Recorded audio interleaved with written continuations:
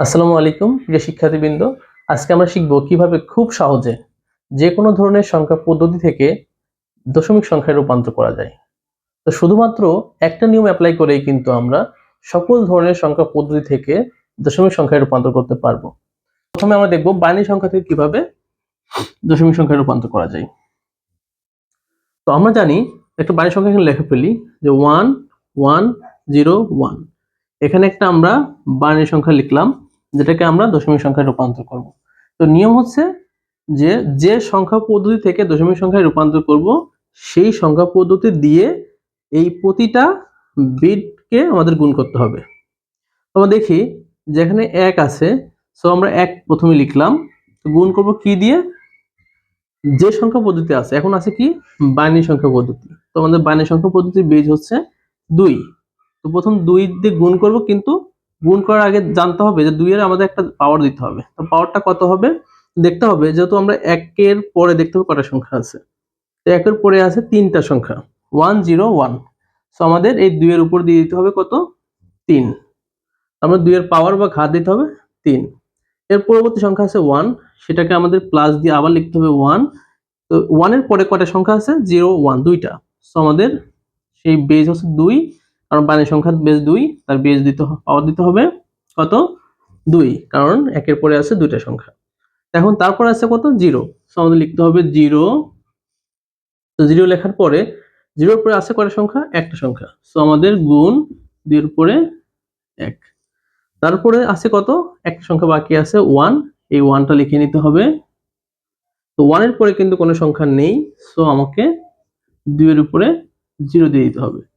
তো আমরা খুব সহজেই কিন্তু বাইনারি থেকে দশমিক সংখ্যায় রূপান্তর করতে পারছি। কিভাবে দেখি, যে কোনো বাইনারি সংখ্যাকে আমরা দশমিকে রূপান্তর করতে গেলে এর প্রতিটা সংখ্যাকে আমাদের আলাদা আলাদা করে লিখতে হবে, তার সাথে গুণ দিয়ে ওই সংখ্যার বেজের ঘাত লিখতে হবে। এটাকে ঘাত বা পাওয়ার বলা হয়। তো এখানে দেখি 1 এর পরে কয়টা সংখ্যা আছে 3টা, দিছি 3। তারপরে লিখছি 1, 1 এর পরে আছে দুইটা সংখ্যা, সো দিছি 2। একইভাবে যদি আরো অনেক সংখ্যা থাকে তাহলে সবগুলো লিখতে হবে। তো আমরা এখন কি করব, এই সংখ্যাগুলোকে গুণ করব, গুণ করার পরে যোগ করব। তো 1 গুণ 2 এর উপর আছে 3, সো 2 এর উপর 3 মানে হচ্ছে 8, 8 হচ্ছে 8 যোগ 2 এর উপর আছে 2 অর্থাৎ 4। তারপর আছে কত 0, 0 আছে যাই গুণ করি 0 যোগ 1 গুণ 2, 2 এর উপরে যে কোনো সংখ্যার উপরে যদি 0 থাকে ওইটা হয় 1। সো 1 গুণ 2 টু দি পাওয়ার 0 মানে হচ্ছে 1। তো 1 into 1 সো 1। সো 8 4 12 আর 1 13। তো এই যে আমাদের দশমিক সংখ্যার রূপান্তর কিন্তু হয়ে গেছে। সো আমাদের এখন লিখে দিতে হবে এখানে বেস 10। তো আমাদের যে কোনো বাইনারি সংখ্যাকে দশমিক করতে চাইলে প্রতিটা সংখ্যাকে আমাদের লিখতে হবে আলাদা করে, লেখার পর গুণ করতে হবে কি দিয়ে, যে সংখ্যার থেকে রূপান্তর করতেছি সেই সংখ্যার ভিত্তি লিখে তার উপরে সংখ্যার পজিশনটা লিখে দিতে হবে। তো এই সংখ্যার পরে 3টা সংখ্যা আছে, সো 3, দুইটা আছে সো 2, একটা আছে 1, সো নেই, সো 0। এইভাবে আমরা যে কোনো সংখ্যা পদ্ধতি থেকেই রূপান্তর করতে পারি। এখন একটা দেখবো যে কিভাবে একটা ভগ্নাংশ সংখ্যাকে দশমিক সংখ্যায় রূপান্তর করা যায়। তো আমরা ধরলাম একটা দশমিক সংখ্যা বাইনারি 1 0 1। সো এই সংখ্যাকে আমরা এখন দশমিক সংখ্যায় রূপান্তর করব। তো যখন আমরা করেছিলাম পূর্ণ সংখ্যাকে তখন আমরা দেখছিলাম যে এটার পরে কয়টা আছে, কিন্তু এখন আমরা দেখব যে পয়েন্টের পরে কয় নম্বর পজিশন।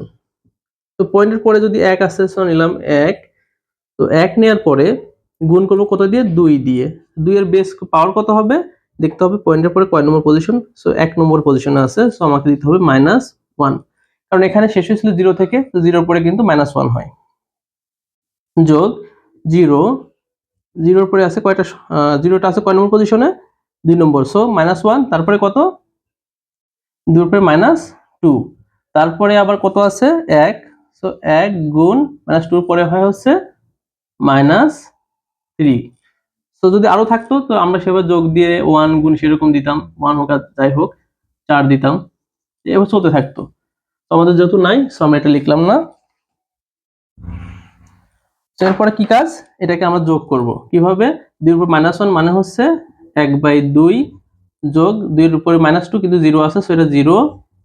তারপরে 1 গুণ 2 এর উপর -3 মানে 1/8। সো নিচে 8 আর এর লসাগু হচ্ছে 8, উপরে হচ্ছে 4 যোগ 1, সো 5/8। এই 5/8কে ভাগ করলে যেটা হবে যে দশমিক সামথিং, দশমিক 0.3 এরকম বা কিছু একটা হবে। তো এটাই কিন্তু সেই বাইনারি দশমিক সংখ্যা। তো আমরা যদি কোনো ভগ্নাংশকে করতে চাই, তো আমাদের পয়েন্টের পরে যে সংখ্যাটা আছে সেই সংখ্যাটা কি করতে হবে, এখন -1 থেকে শুরু করতে হবে। যে 0.1, তো 0.1 আছে, 1 দিলাম, 1 গুণ 2 এর উপরে -1, তারপরে 0 আছে, 0 গুণ -2, তারপর 1 আছে, 1 গুণ 2 এর উপরে -3, এরপরে থাকলে এভাবে বিয়োগ দিতে থাকতে হবে। তো এরপরে সবগুলা যোগ করলেই কিন্তু আমরা সেই দশমিক সংখ্যা পেয়ে যাব। অর্থাৎ এখন 0.3 যদি হয়, সে 3 এর দশমিক সংখ্যা। তো যদি সংখ্যাটা এরকম হয় যে দুইটা একসাথে আছে, অর্থাৎ এইটা এবং এটা একসাথে আছে, তো সেটা কেমন হবে? ধরলাম যে 1101 দশমিক 101, এই বাইনারি সংখ্যাকে আমাদের দশমিকে লিখতে গেলে লিখতে হবে, এটার জন্য কত পেয়েছি আমরা? 13, আর এটার জন্য আমরা পেয়েছি হচ্ছে 0.3।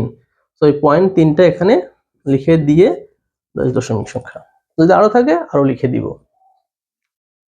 এইভাবেই কিন্তু খুব সহজে আমরা যে কোনো ধরনের বাইনারি সংখ্যাকে দশমিক সংখ্যায় রূপান্তর করতে পারি। সো একইভাবে যদি আমরা অক্টাল সংখ্যাকে দশমিক সংখ্যায় রূপান্তর করতে চাই, ধরি একটা অক্টাল সংখ্যা 43 একটা অক্টাল সংখ্যা, এটাকে আমরা দশমিকে করব। সো কি করতে হবে, আমাদের এই সংখ্যাকে লিখতে হবে গুণ, যেহেতু এটা অক্টাল সংখ্যা, সো 8, এটার বেজ লিখতে হবে, এটা আছে কত 4, এরপরে আছে একটা সংখ্যা, সো আমাদের 1 যোগ 3 আছে, 3 দিব, 3 এর পরে কোনো সংখ্যা নেই, সো গুণ 8 এর উপরে 0। তো এখন কি করতে হবে, গুণ করে যোগ, সো 4 8টা 32 যোগ 8 এর উপরে 0, সো 1, সো 3 ওকে 3, সো আমাদের হচ্ছে কত 35। এই 35 কিন্তু এই 43 এর দশমিক সংখ্যা। একইভাবে যদি পূর্ণ সংখ্যা ছাড়া এটাকে যদি হইতো এরকম যে এটা একটা ভগ্নাংশ সংখ্যা, তখন কিন্তু আমাদের আলাদাভাবে করতে হতো। কিভাবে, ইকুয়াল ইকুয়াল পয়েন্টের পরে আছে কত 4, 4 দিলাম, গুণ, এটা কয় নম্বর পজিশন, পয়েন্টের পরে 1 নম্বর পজিশন, সো 8 এর উপরে হবে কত -1 যোগ 3, 3 গুণ -1 এর পরে হচ্ছে -2, মানে আস্তে কমবে, সো 8 এর পরে হবে -2। এরপর যদি আরো থাকতো তাহলে আমরা সেটা লিখে আমরা সেই 8 এর উপরে -3, তারপরে আবার দিতাম 8 এর পরে -4, এরকম লিখতে থাকতাম। তো যেহেতু নেই আমরা লিখবো না, এই পর্যন্তই। তো এখন হবে হচ্ছে 4 গুণ 8 এর উপর -1 মানে হচ্ছে 1 এর নিচে হচ্ছে 8, যোগ 3 গুণ 8 এর উপর -2 মানে হচ্ছে 2 এর নিচে কত, 1 এর নিচে হচ্ছে 8 এর উপরে 2, সো কত হবে 4 গুণ 4/8 যোগ 3/2864। এটা যোগ করলে যা হয় সেটাই কিন্তু আমাদের কি অক্টাল সংখ্যা, দশমিক সংখ্যা। খুব সহজে কিন্তু আমরা করতে পারি। যদি পয়েন্ট হয়, পয়েন্টের পরে -1 থেকে শুরু করে লিখতে হবে শেষ পর্যন্ত। আর যদি পয়েন্ট বা দশমিক সংখ্যা না হয়ে কি হয়, পূর্ণ সংখ্যা যদি হয়, তখন আমরা এই সংখ্যাগুলোকে পজিশন ওয়াইজ, এই সংখ্যা 4 নম্বর আছে, 4 আছে, যে 4 এর পরে কয়টা সংখ্যা আছে, একটা, সো 1, এটার পরে নাই, সো 0। এভাবে কিন্তু আমরা যে কোনো অক্টাল সংখ্যাকে দশমিক সংখ্যায় রূপান্তর করতে পারি।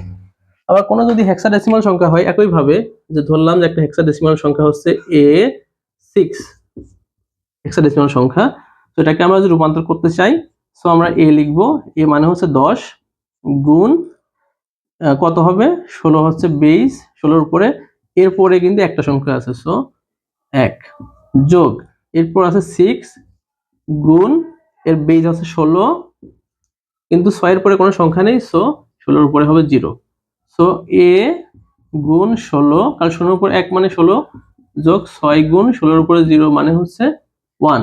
সো এখন A মানে হচ্ছে কত, আমরা জানি A মানে হচ্ছে 10, হেক্সাডেসিমালের A মানে হচ্ছে 10 গুণ 16 যোগ 6, সো 16 10 160 যোগ কত, সো এটা বাংলা হয়ে গেছে, সো আমরা এটা লিখলাম বাংলা 6, এটা বাংলা লিখে নিলাম। সো এখন হয়ে গেল কত 166। এই 166 কিন্তু সেই দশমিক সংখ্যা। সো আমরা যে কোনো ধরনের হেক্সাডেসিমাল সংখ্যাকে কি করতে পারবো, দশমিক সংখ্যায় রূপান্তর করার সহজ নিয়ম হচ্ছে সেই পজিশনটা লিখবো, লেখার পর গুণ দিয়ে যে সংখ্যায় রূপান্তর করতেছি অর্থাৎ দশমিক সংখ্যায় রূপান্তর করতেছি কি সংখ্যা থেকে, হেক্সাডেসিমাল সংখ্যা থেকে। সো বেস 16, তার উপরে দিব পজিশন কয়টা আছে, একটা, এর 6 আছে 6 দিলাম, এরপরে কোনো সংখ্যা নেই, এবার গুণ করে যোগ করে দিলে যা হবে সেটাই দশমিক সংখ্যা। আর ঠিক আছে, এভাবেই কিন্তু আমরা সকল ধরনের সংখ্যা থেকে দশমিক সংখ্যায় খুব সহজেই রূপান্তর করতে পারি। আজকের ক্লাস এই পর্যন্তই। আসসালামু আলাইকুম।